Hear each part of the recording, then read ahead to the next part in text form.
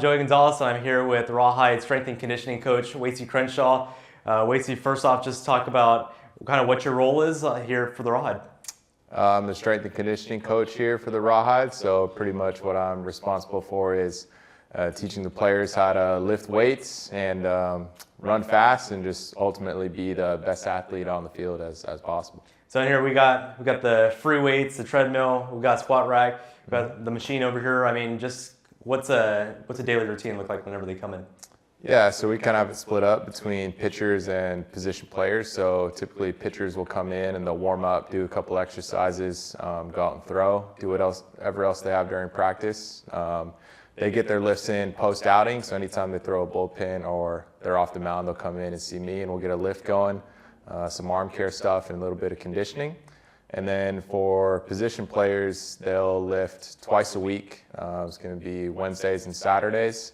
So they'll come in and do a total body lift. And then go from there. We also do some sprint work and some plyometric exercises as well, and just get them ready to go.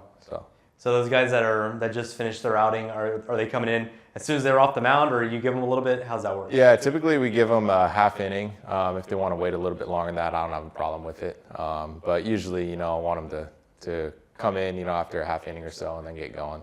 How large are the groups that are working out in here? So since the weight room is relatively small, we will split the position players up in two groups. So we'll just go catchers and outfielders and then infielders. Just go back-to-back groups, and then pitchers, like I said, they're always lifting post-outing, so it's usually one-on-one, so that's not as much of a problem. A little bit more on the personal side. How did you get into strength and conditioning? Yeah, so ever since I was little, I always wanted to either play pro ball or coach pro ball, one of the two. So once my playing career came to an end, I wanted to dive all in on strength conditioning.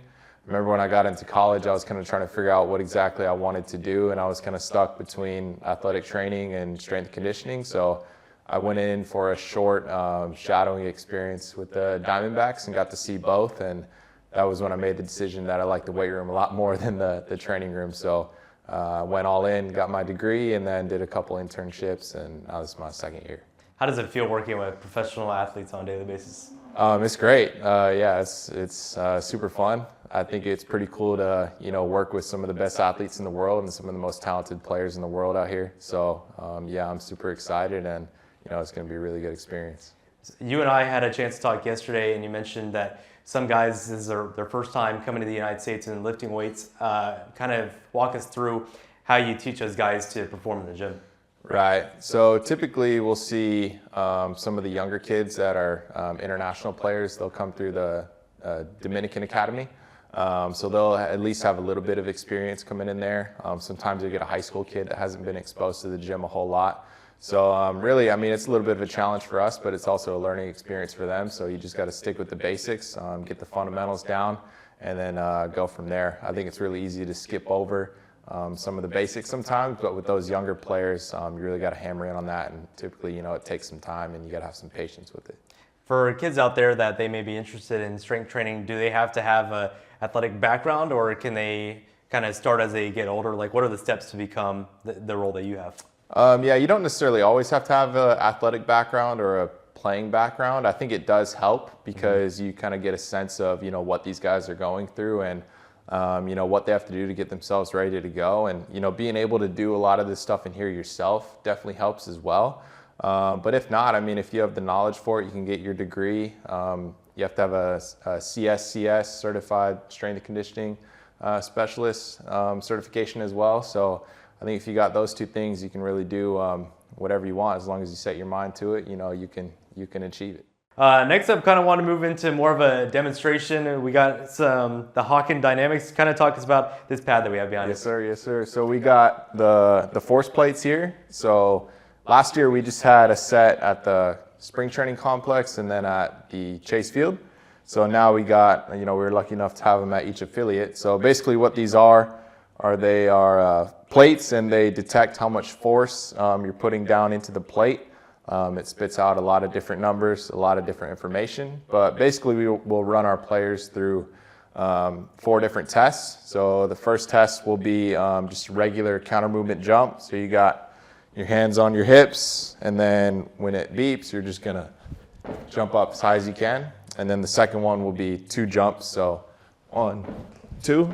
And then the third one, start down squatted and then jump up. So it's just a concentric phase. And then the last one, we can either strap a belt into this clip here or use this bar as leverage, and then we'll put the plates in there. And then you're just pulling up on the bar as hard as you can, pushing down at the plate. So based on those tests, it gives us a lot of information as to what the strategy of the player's movement is. Do they need to focus a little bit more on deceleration or brakes, or do they need to focus a little bit more on propulsion and driving up, the gas part of the jump? Or are they stuck somewhere a little bit in the middle? So yeah, it tells us how much or how little as far as force and speed, but also what their strategy is, and then we can program based off of those numbers. Well, you're talking a lot about numbers. I mean, as technology gets more advanced, numbers are starting to become a bigger part. You see it in the game as well. I mean, how long has this technology been around?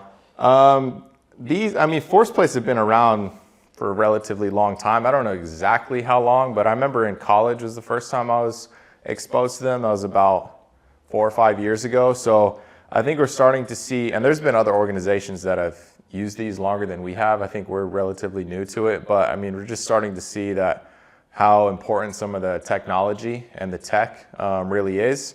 And I think last year we're just kind of getting our feet wet and trying to understand, what some of the information is. But now we're starting to get some really good results based on how we're programming, based off what these are telling us. Because I mean, right there, that's raw data as to what the athlete is producing. And a lot of time, if we don't have this, you just have to go off the coach's eye. So this not only confirms it, but it tells you exactly what the player is doing. Well, Wacy, looking forward to seeing this technology lead to the progress on the field. So thank you for your time. Yeah, absolutely.